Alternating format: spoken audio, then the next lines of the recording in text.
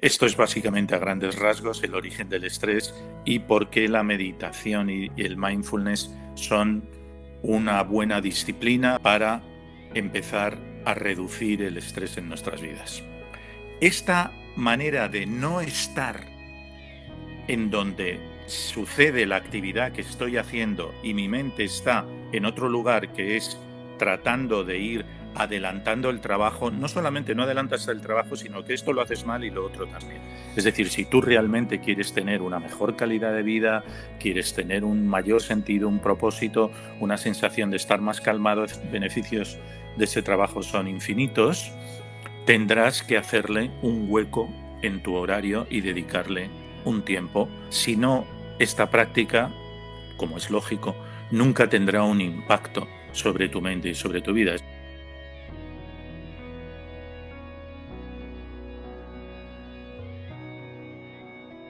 Antonio, quisiera preguntarte en esta ocasión sobre el estrés, que es algo que pues todos conocemos y que en nuestra sociedad actualmente es un tema bastante presente. Y quería preguntarte, ¿cuál es la principal causa del estrés en la sociedad actual y cómo quizás la meditación como una práctica pudiese ayudarnos a gestionar este estrés que lamentablemente hoy en día forma parte además está muy aceptado como, como un organismo dentro de nuestra sociedad y que realmente no sabemos incluso cómo gestionarlo, ¿no? A ver, para hablar del origen del estrés, nos tenemos que ir a 70.000 años atrás.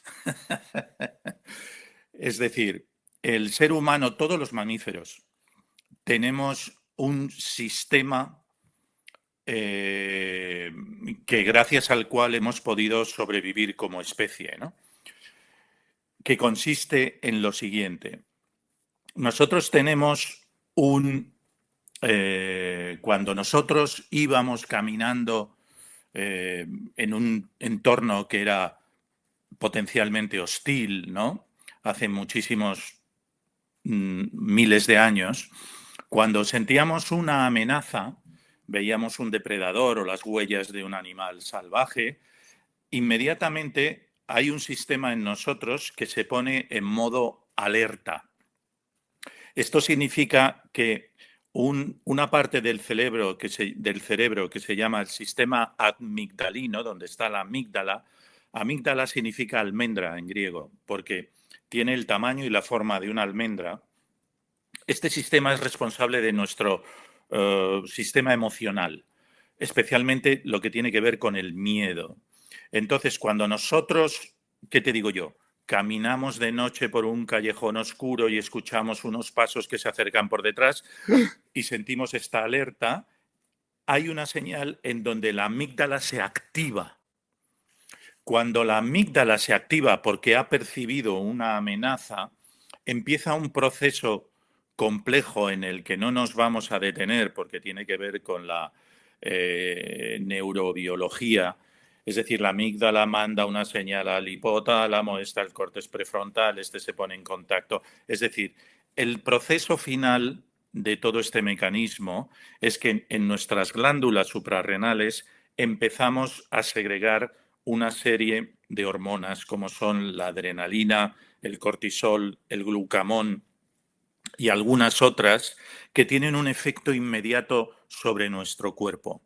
Entonces, ¿qué hacen estas hormonas?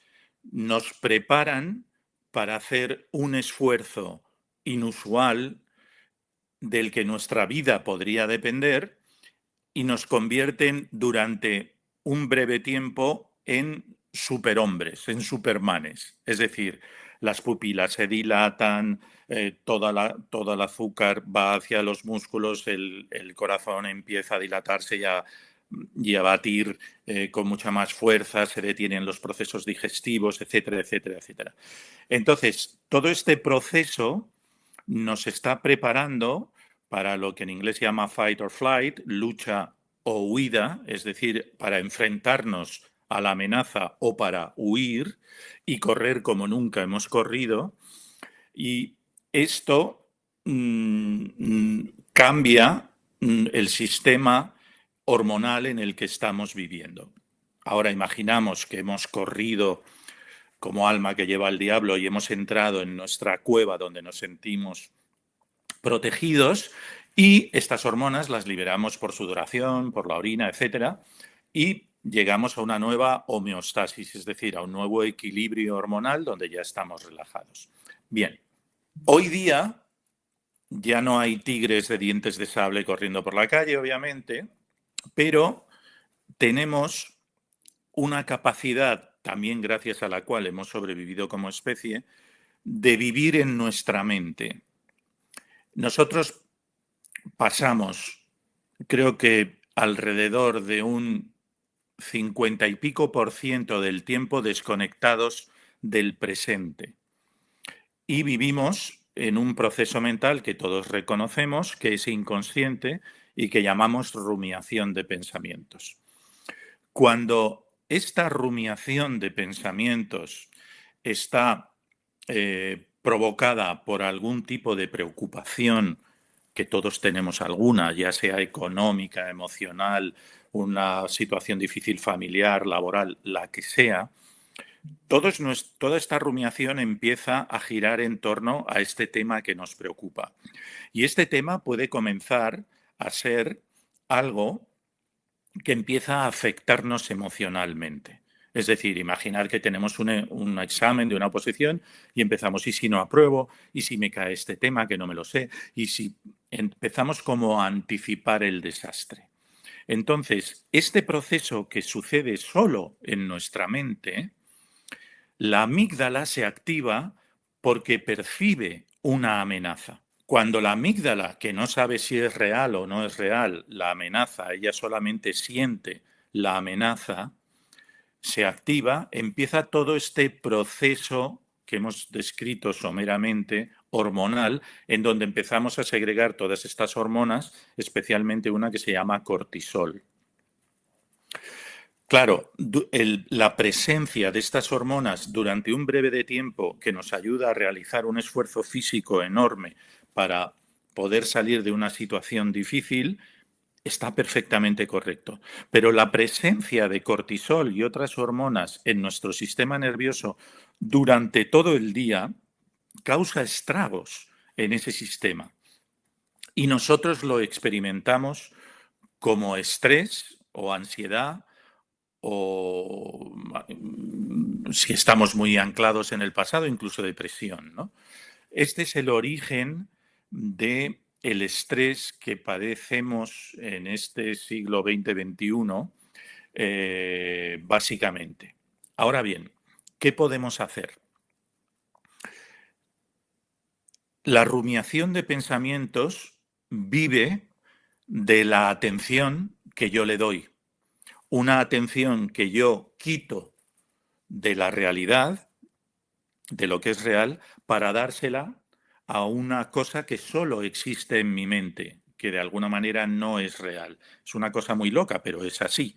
Es decir, priorizamos una cosa que no es real frente a lo que es real.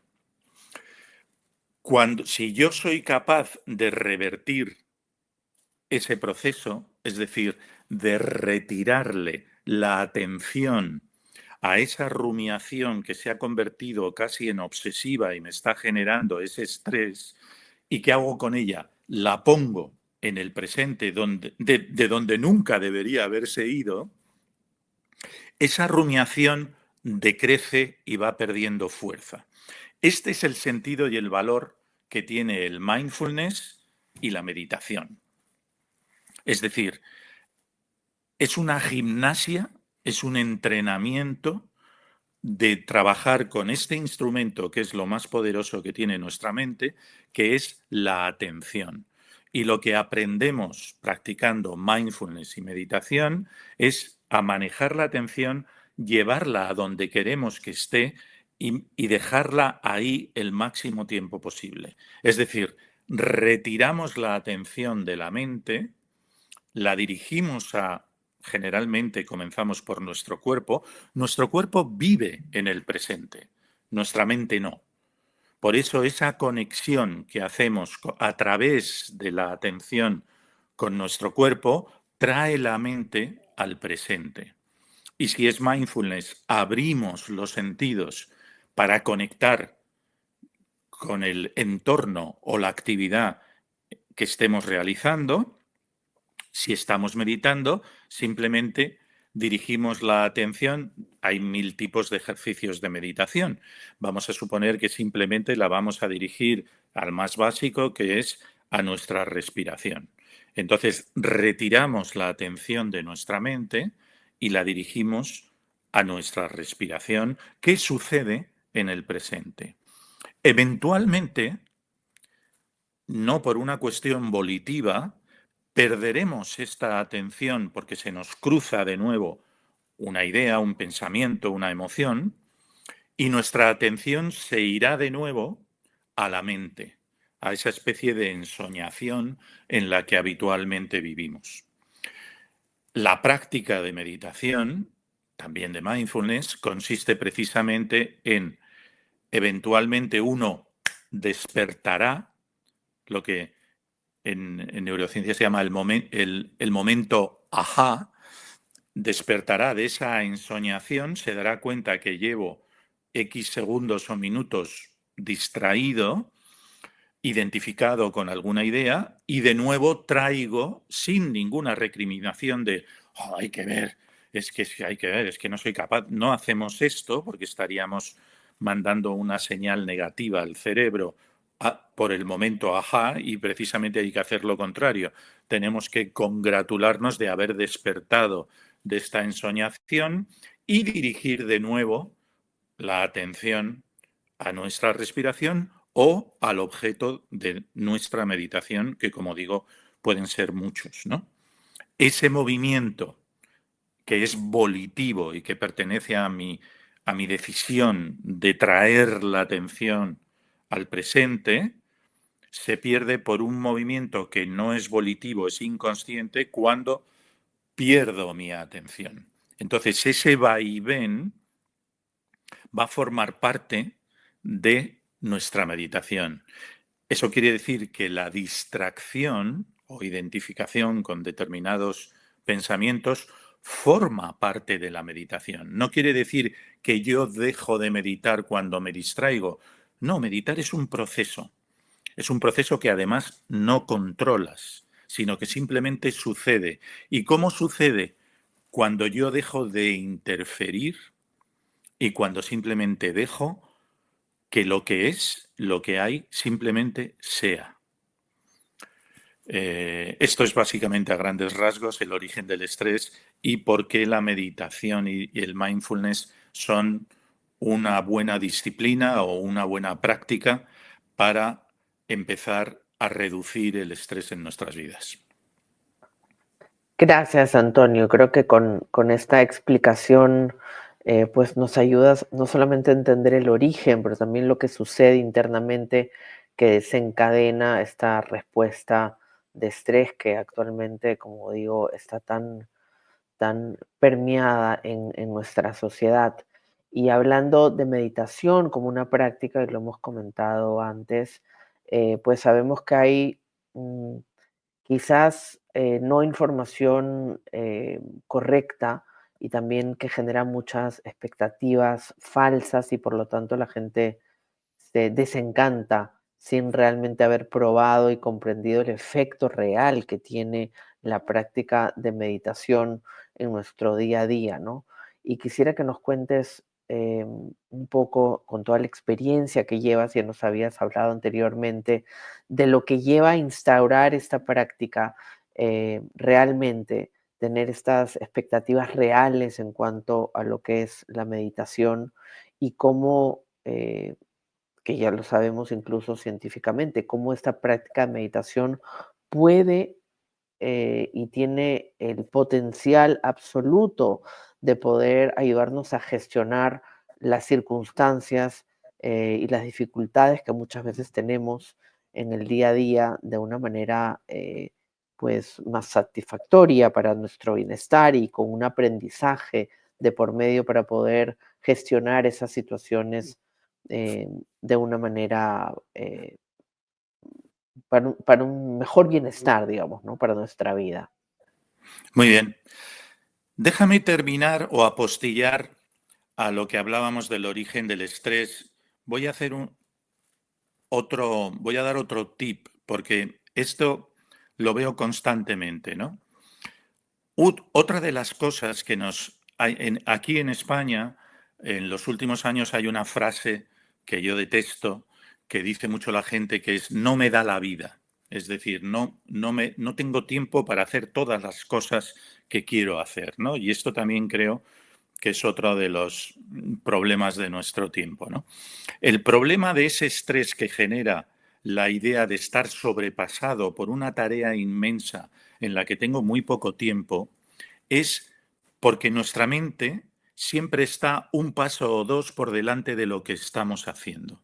Es decir, cuando estoy escribiendo este mail, ya estoy en mi mente redactando el siguiente. Cuando estoy haciendo un trabajo manual, ya estoy viendo a dónde voy a ir con mi mano en el minuto siguiente. Esta manera de no estar en donde sucede la actividad que estoy haciendo y mi mente está en otro lugar, que es tratando de ir adelantando el trabajo, no solamente no adelantas el trabajo, sino que esto lo haces mal y lo otro también. Y además genera estrés. Esto es una fuente muy fuerte del estrés. Entonces, el secreto está en aprender a centrarse absolutamente en la actividad que estás haciendo. Es decir, si escribo este mail, voy a escribir la madre de todos los mails. Voy a escribir el mejor mail posible. Lo voy a redactar con toda mi excelencia posible. Si estoy fregando los platos, voy a poner toda mi atención en este plato que estoy fregando, en el exacto instante en donde mi mano pasa con el jabón y hago la tarea de la manera más excelente posible.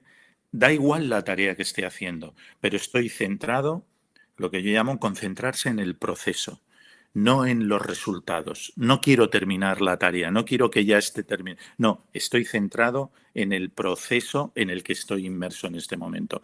Cuando yo me centro en esa actividad concreta, estoy eliminando una tonelada de estrés de mi vida. Bueno, esto era para apostillar el origen del estrés, porque es una situación que veo constantemente alrededor mío, ¿no? Con respecto a lo que decías, efectivamente, las expectativas, uno escucha todo esto mismo que yo estoy contando y dice, pues yo tengo mucho estrés, me gustaría empezar a practicar meditación, me voy a apuntar a un curso, ¿no?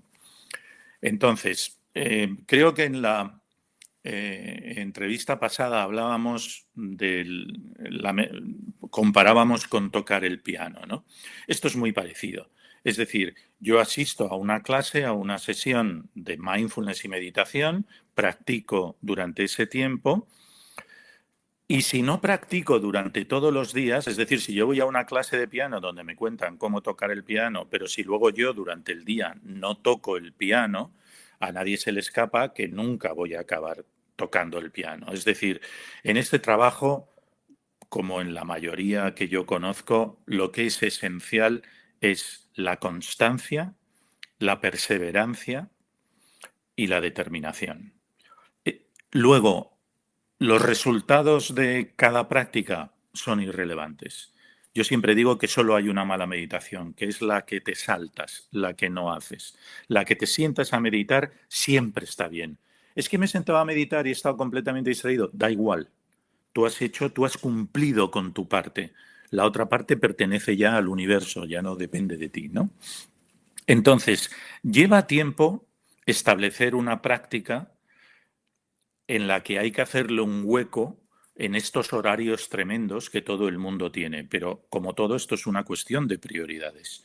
Es decir, si tú realmente quieres tener una mejor calidad de vida, quieres tener un mayor sentido, un propósito, una sensación de estar más calmado, etcétera, los beneficios de ese trabajo son infinitos, tendrás que hacerle un hueco en tu horario y dedicarle un tiempo para la práctica. Si no, esta práctica, como es lógico, nunca tendrá un impacto sobre tu mente y sobre tu vida. Es como si te apuntas a un gimnasio, que lo hace mucha gente, pero luego no vas, Pues esto es igual.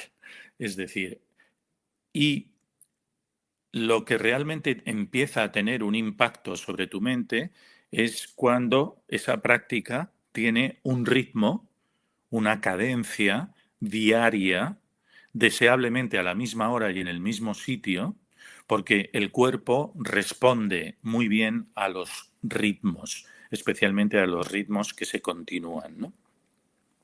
Entonces, ¿por qué la gente abandona?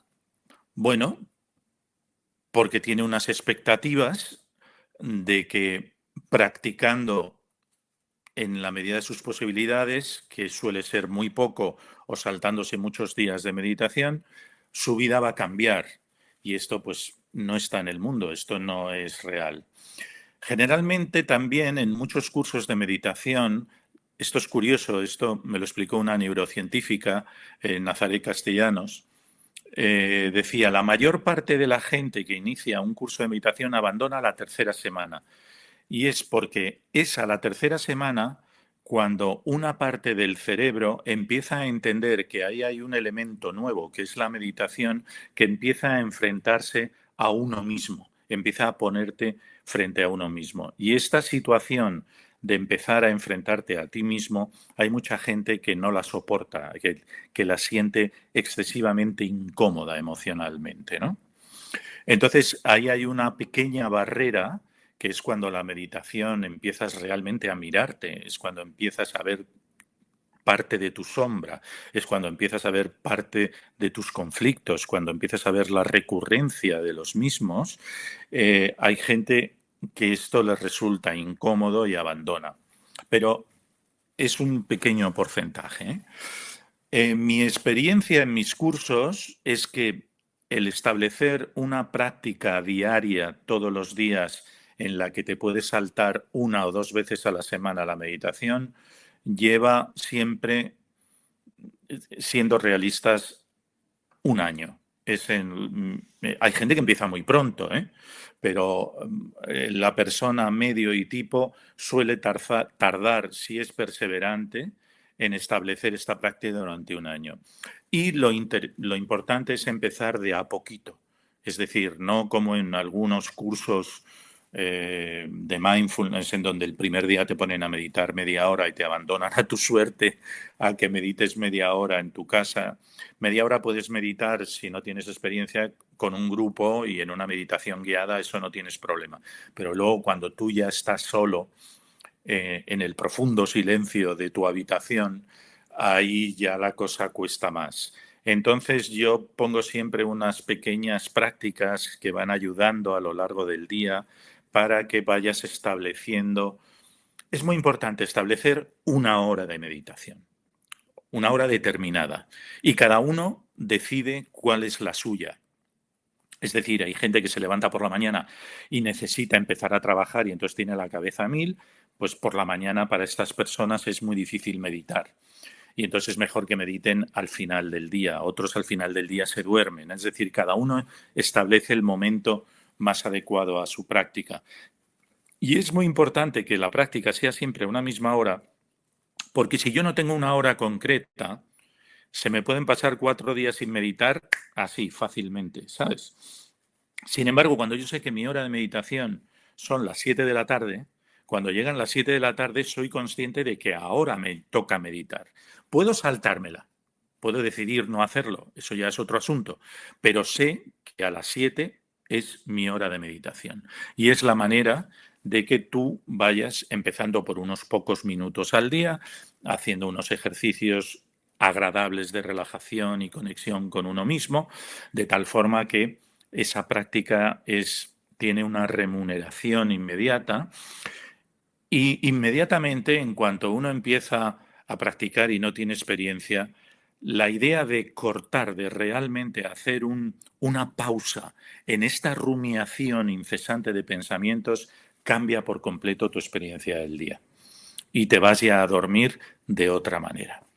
Y efectivamente, Antonio, yo también escucho muchas veces la gente que dice, no, pero no tengo tiempo para sentarme a meditar. Pero yo digo, bueno, pero tienes 10 minutos seguro al día en los que entras a redes sociales a mirar esos 10 minutos cámbialos o por lo menos al inicio, redirígelos a una meditación. Sí creo también que la rutina y el tener una misma hora, que yo siempre pienso que tanto al levantarse o al irse a dormir, pues genera esa rutina que también desencadena, ¿no? En tantas oportunidades que puedes darte, sea para irte a dormir y establecer un sueño quizás llevándote un sueño más profundo y más relajado, o en el día, pues para poder despejar tu día y poder, ¿no? En este momento contigo.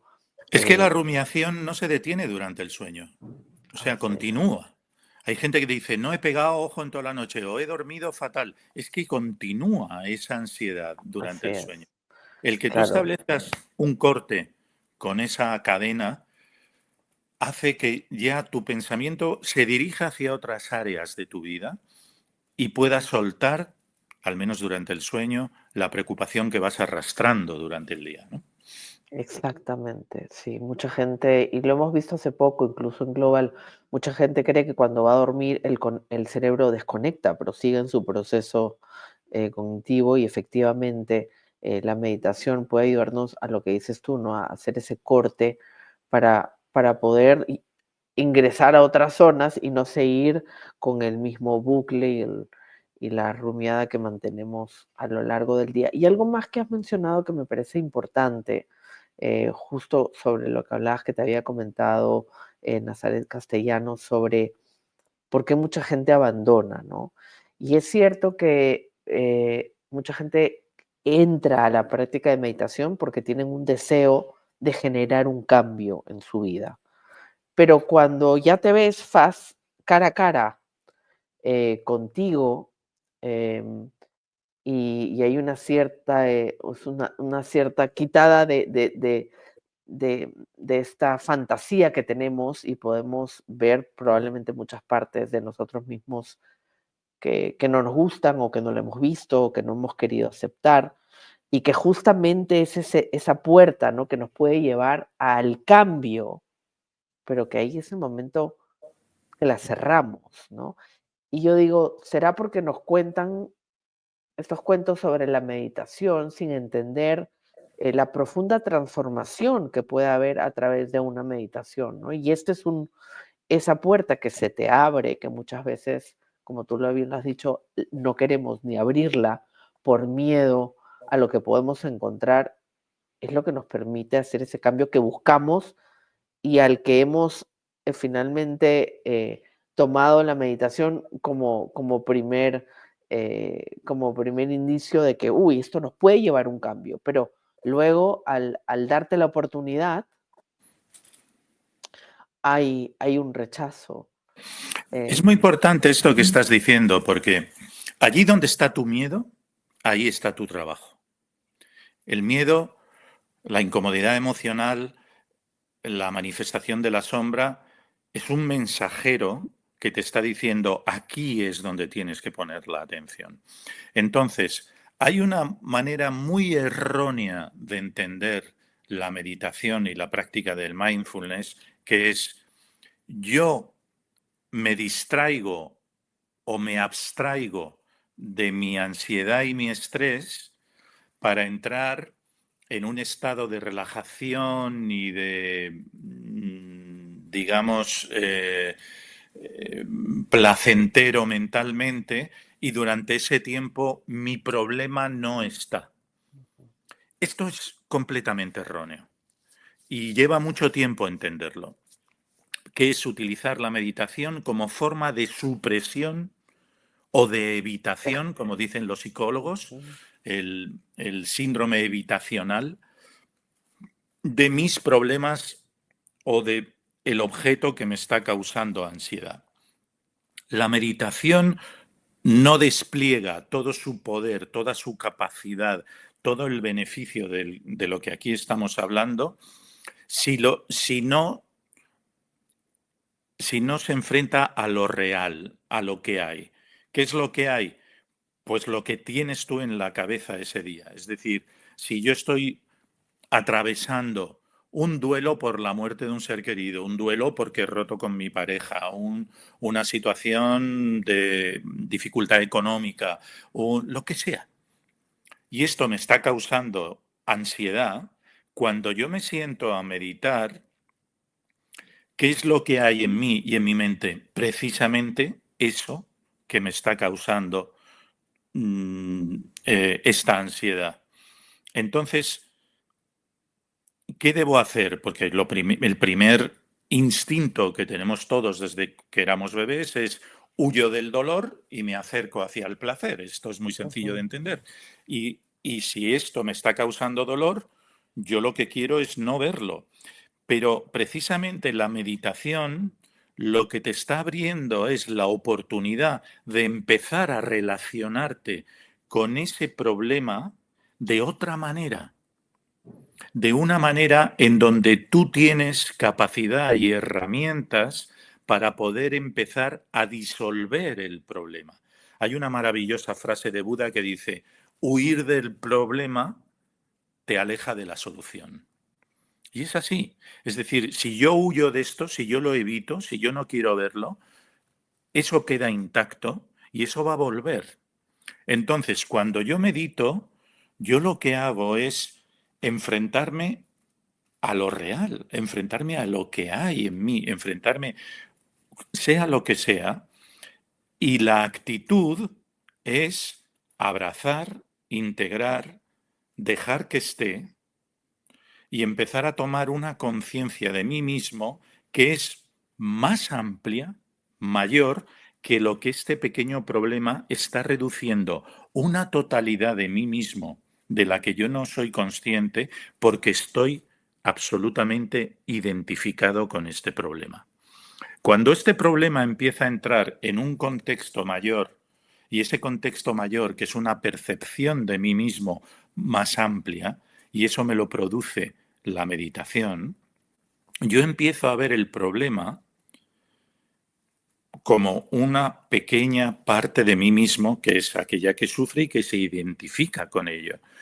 Y la acepto y la integro y trato de ir entrando en ella. Y esa aceptación, mira, he subido precisamente hace poco a mi Instagram un fragmento, esto puede sonar un poco ególatra, porque esto ya de citarse a uno mismo es, es un poco quizá, pero es que precisamente eh, aquí digo en mi libro Siete días con Chucla, cuando sientas ese estrés o tu mente esté agitada o atribulada, como dices, la aceptación completa de esa atribulación en cualquier forma que ésta adopte en tu mente, la transmutará en un estado de paz y silencio. Este es el fascinante misterio de la no resistencia a lo que es el poder de la entrega. Es que funciona así. Es decir, es precisamente cuando me entrego a la incomodidad emocional que yo estoy experimentando por el problema que sea, hay un momento en donde cuando esa entrega ya no ofrece ninguna resistencia, hay una especie de clic en donde entonces aparece un silencio y una paz y ahí estamos empezando a disolver, a desintegrar, a trabajar aquello que necesita ser trabajado o que necesita ser sanado. Este proceso de sanación es lo que llamamos espiritualidad en muchos ámbitos. En GMG te ayudamos a encontrar la calma dentro del caos. Estos vídeos y talleres gratuitos te ayudarán y acompañarán a recuperar tu salud y equilibrio. Suscríbete, dale like y compártelo. Así nos das una mano para seguir llegando a más personas que, como tú, están buscando sentirse mejor. Y también apoyas al trabajo honesto y generoso de todos los expertos que hacen posible este espacio con tanto corazón.